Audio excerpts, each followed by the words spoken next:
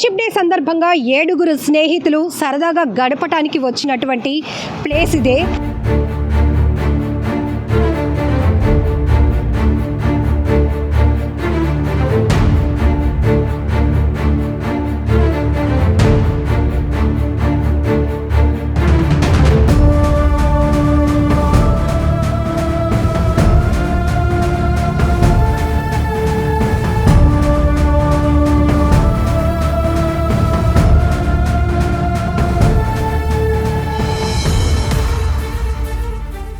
ఎవరు కూడా మాకు జరిగిన సన్నివేశం ఎవరికి జరగకూడదు మేడం. తెలిసిన వాళ్ళు మాత్రం ఎవరు ఇరుపంచులు రాకూడదు మేడం. అస్సలు మాకు ఇంటికాడ అయితే చెప్పలేదు మేడం. గుడికి అన్నారు కానీ ఎంత దూరం అని చెప్పలేదు మేడం. చెప్తే కానీ చెప్పలేదు. గుడికి అన్నారు కానీ ఇంటికాడ చెప్పలేదు మేడం.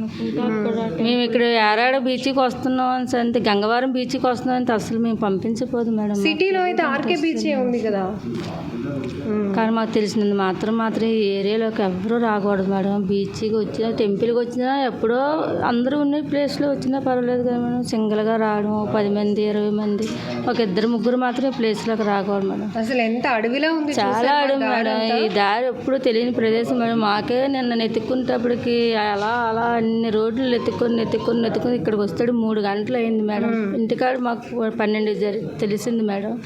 ఇక్కడికి వచ్చేటప్పుడు 3 అయిపోయింది మేడం అడ్రస్ కనుక్కొని వచ్చేటప్పటికి. కానీ ఎవరైనా ఈ చుట్టుపక్కల ఈ ప్రదేశంలో మాత్రం మేము పడి బాధ ఎవరికి రాకూడదు మేడం. 24 గంటల నుంచి వెతుకుతున్నారు కానీ ఇద్దరు కూడా జాడు దొరకలేదు మేడం. మాకిద్దరు కొంచెం జాడు చూసి వాళ్ళైనా మాకు అప్పచెప్తే మాకు అదే చాలు మేడం. మాకు పిల్లలైతే అస్సలు. కానీ ఒక తల్లిగా చెప్పండి అమ్మా, 2 కుటుంబాల్లో 2 బిడ్డలను పోగొట్టుకున్నారు. ఇప్పుడు మీ పాప కూడా ఫ్రెండ్స్ని పోగొట్టుకున్న దాంట్లో ఇంకా అలానే ఉండిపోయారు. వాళ్ళు అంతమే తేరుకోలేరు. ఎందుకంటే కళ్ళెదుటే కాపాడమని వాళ్ళు కేకలు పెడుతున్నా కూడా రక్షించలేని పరిస్థితి. కానీ మీరు ఇప్పుడున్న పిల్లలకి మీరు ఒక తల్లిగా చెప్పండి, అసలు ఎవరు కూడా వినటం లేదు మాట. అసలు చెప్తాం మేడం, ఎక్కడికి వెళ్ళకూడదు. తల్లిదండ్రులు తీసుకెళ్తేనే వెళ్ళాలి. పేరెంట్స్ ఎక్కడికైనా వెళ్తే వెళ్ళాలండి. సింగిల్గా మీరు ఫ్రెండ్షిప్గా అలా ఒక దగ్గరికి వెళ్తామని రోడ్డు ఎక్కుతారు. రోడ్డు ఎక్కిన తర్వాత 4 మాట్లాడుకుంటారు. ఈ బీచ్కి వెళ్తే బాగుంటుంది, ఆ బీచ్కి వెళ్తే బాగుంటుంది, ఆ టెంపుల్కి వెళ్తే బాగుంటుంది, ఈ సినిమాకి వెళ్తే బాగుంటుంది అంటారు. అవన్నీ మీకు జరగని పని. తల్లిదండ్రులు తీసుకొని వెళ్తే వెళ్ళాలి. లేదంటే ఏదో వెళ్ళామంటే ఒక 2 నిమిషాలు ఏదో సరదాగా ఒక దగ్గర నిల్చొని మాట్లాడి వచ్చేయాలి. కానీ ఇలాంటి విషయంలో మాత్రం మీరు ఎప్పుడు వెళ్ళకూడదని ఎప్పుడు తల్లిదండ్రులుగా మేము చెప్తూనే ఉంటాం మేడం.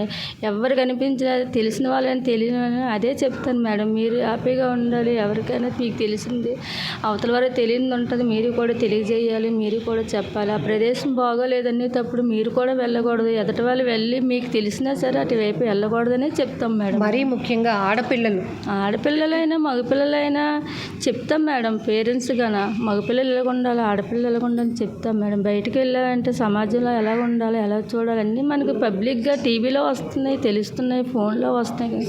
అవి చూసైనా సరే మనం వెళ్ళి దారిలో మనం మంచి దారిలో వెళ్ళాలి కానీ చెడు దారిలో వెళ్ళకూడదు. ఉదయం ఎన్ని గంటలకమ్మా వీళ్ళు బయటకు వచ్చారు? తెల్లవారైతే మేడం నేను సండే కదా మేడం, నాకు ఒంట్లో బాగోక ఫీవర్గా ఉండి నన్ను కూడా రమ్మన్నారు మేడం. అమ్మ టెంపుల్కి వెళ్తున్నాం రా అన్నారు. అయితే ఫస్ట్ వెళ్దామని నా మనసులో ఉన్నది మేడం. నాకు ఎప్పుడైతే ఫీవర్గా ఉండి ఒంట్లో బాగాలేదు నేను రాలేనమ్మా, వద్దు అని అన్నానమ్మా. వద్దని అంటే టెంపుల్కే కదమ్మా వెళ్తామని అన్నారు. సరే అనేసి ఇంక మాట్లాడి పడుకొని ఉండిపోయాను. వీళ్ళు ఎన్ని గంటలకు వచ్చారో తెలియదు, ఎన్ని గంటలకు జరిగిందో తెలియదు మేడం. మాకైతే 12 అయింది మేడం అలా జరిగిందని తెలియగానే. అది వేరే వీళ్ళు ఫోన్లు చేశారు. ఎవరిదో ఫోన్లన్నీ డిస్ప్లే పోయాయి మేడం. మరి ఎవరి ఫోన్ నుంచి చేశారు? ఫోన్ చేస్తే ఆ ఫోన్ తెలియగానే మేము ఇంకేం చెయ్యాలో మాకు తెలియదు మేడం. మాకు తెలిసిన వాళ్ళకి 2-3 ఫోన్ చేసాము. మేము ఇంకా మా ఆయన గారు నేను బండి మీద వచ్చేసాం మేడం. ఈ ఏరియా అంతా తెలియక మేమంతా ఎన్ని 4-5 కిలోమీటర్ల లోపలికి వచ్చేసాం మేడం. లోపలికి వచ్చి చిన్న రూట్ తప్పారా, అడవిలాగా ఆ ఏరియాకి వెళ్ళిపోయాం మేడం. ఆ ఏరియాలో తెలియలేదు. ఎవరినాడు ఎలా వెళ్ళాలంటే అంటున్నారు కానీ మాకు ఇన్ఫర్మేషన్ అయితే కరెక్ట్ తెలియలేదు మేడం. మళ్ళీ ఫోన్ చేస్తే ఇక్కడ సిగ్నల్ లేక ఫోన్ అందట్లేదు మేడం. అందకపోతే మళ్ళీ మెయిన్ రోడ్కి వచ్చాం మేడం. మెయిన్ రోడ్కి వచ్చి మళ్ళీ ఫోన్ చేస్తే ఏదో ఒక కాల్ కలిసింది మేడం. కాల్ తెలియగానే అప్పుడు మేము అయినా వాయిస్ వినబడలేదు మేడం. మాకు వాయిస్ వినబడిపోయింది సార్. అలాగ కొంచెం మీదకి వచ్చిన కొద్ది చిన్న చిన్న వాయిస్ వినబడ్డది మేడం. వాయిస్ వినబడగానే మేము ఎన్ని తిరుగుతున్నాం, ఎక్కడో మాకు తెలియట్లేదు, అయినా ప్రదేశం ఎక్కడో మాకు తెలియట్లేదు, మీరు మాకు ప్రదేశం మాకు అందచేస్తే కదా మీ దగ్గరికి మేము చేరుకోగలుగుతాం. ఇక్కడ సిగ్నల్స్ ఉండవు తల్లి. రెండోది ఇక్కడ ఫ్రీక్వెంట్ మీరు కరెక్ట్గా ఏ అడ్రస్లో ఉన్నారో మాకు ఇన్ఫర్మేషన్ ఇస్తే కదా మేము కరెక్ట్గా రాగలుగుతాం అంటే అప్పుడు గంగవరం బీచ్, పాత బీచ్ దగ్గర ఉన్నాము, టెంపుల్ దగ్గర అంటే అప్పుడు అలా ఒకళ్ళు అడుక్కొని ఈ ఏరియాకి వచ్చాం మేడం. ఏరియాకి రాగానే మాకు అలా తెలిసింది మేడం. ఈ పిల్లలు కూడా వెళ్ళిపోవలసిందే కానీ ఆ తండ్రి ఆ పిల్లలు ఆ రాళ్ళల్లో అందరికీ దెబ్బలు తగిలేసాయి మేడం. చిన్న చిన్న దెబ్బలు తగిలేసి ఆ రాళ్ళే ఇరికిపోవడం వల్ల వాళ్ళే కూడా కొంచెంసేపటికి వాళ్ళలాగా కొంచెం దెబ్బలు తగిలేసి కొన్ని సైడ్కి వచ్చేసి మాకు ఏదో బాగు చేసుకొని హాస్పిటల్ వేసుకొని కాపాడుకొని, కానీ 7 వచ్చారు మేడం. 7 ఇద్దరు వెళ్ళిపోయారు. వాళ్ళిద్దరు మాకు ఏదో కనిపించి వాళ్ళు మాకు అంత చేస్తే మేము ఏదో సొంత పేరెంట్స్ వచ్చారు. ఇక్కడ అడిగింది ఒకటి అడుగుతున్నారు మేడం, బ్రేకింగ్ ఒకటి చేస్తున్నారు. మ్యారేజ్ అయితే అవ్వలేదు, ఎంగేజ్మెంట్ అయితే అవ్వలేదు మేడం. ఫ్రెండ్లీగా వచ్చారు, ఫ్రెండ్లీగా ఇంటికి వెళ్ళిపోతాం అనుకున్నారు, కానీ ఈ ఛానల్లో ఇలా జరుగుతుందని అనుకోలేదు. మాకు తెలిసిన మాత్రం ఈ ఏరియాలోకి ఎవరు అబ్బాయిలు కానీ అమ్మాయిలు కానీ స్టూడెంట్ ఎవరు రాకూడదు మేడం. వచ్చి ఎక్కడికైనా టెంపుల్కైనా వెళ్ళొచ్చు, లేదంటే పేరెంట్స్తో వెళ్ళా అదొక దీనిగా ఉంటుంది కదా మేడం. పేరెంట్స్తో వెళ్ళాము, సరదాగా వచ్చాం. పెద్దవాళ్ళు ఉన్నాం అనుకోండి మేడం, నీటిలోకి దిగినా ఎక్కడికి వెళ్ళా ఆ ఏరియాకి వెళ్ళకూడదని చెప్తాం కదా మేడం. సో బీచ్ ప్రమాదాలు ఎప్పటికప్పుడు మనల్ని హెచ్చరిస్తూనే ఉంటాయి. ఎందుకంటే ఆ క్షణం వరకు మన కళ్ళెదుటే సరదాగా ఆనందంగా గడిపిన వాళ్ళు కూడా ఆ క్షణాలు విషాదంగా మారిపోవడానికి కూడా ఎంత సమయం పట్టదు. ఎన్నో సందర్భాల్లో అటు ఆర్కే బీచ్ కానీ, అప్పికొండ బీచ్ కానీ, ఋషికొండలో అయితే ఇంకా అక్కడ కొంత టూరిస్ట్ ప్లేస్ ఉంటుంది కాబట్టి పర్టికులర్గా అక్కడ ఎవరైనా స్విమ్ చేయాలనుకునే వాళ్ళకి ఒక ఆర్చ్ టైప్లా ఏర్పాటు చేసి అక్కడ కొంచెం అలలు ఉధృతి అయితే తక్కువగానే ఉంటుంది. కానీ ఈ అప్పికొండ బీచ్ కానీ, గంగవరం మాధవస్వామి టెంపుల్ దగ్గర ఉన్న బీచ్ మాత్రం చాలా ప్రమాదకరం. అప్పుడెప్పుడు గతంలో షూటింగ్లు ఎక్కువగా జరిగేవి. ఇది కూడా ఒక గెస్ట్ హౌస్. షూటింగ్లు అప్పుడు చిరంజీవి కానీ లేకపోతే నాగార్జున ఇట్లాంటి స్టార్ హీరోస్ షూటింగ్లు జరిగినప్పుడు ఒక వెలిగినటువంటి ప్రాంతం ఇది. ఆ తర్వాత పోర్ట్ రెస్ట్రిక్షన్ చాలా సివియర్గా ఉంటుంది. ఎందుకంటే ఇక్కడ ఎక్కడికక్కడ నిబంధనలు ఉంటాయి, ఎవరిని ఫ్రీక్వెంట్గా రానివ్వరు కూడా. ఇప్పుడు ఈ గెస్ట్ హౌస్ ప్రాంతాలు చూసారా ఎంత బూత్ బంగ్లాలా ఉన్నాయో, పాడుపడిపోయిన బంగ్లాల్లాగా.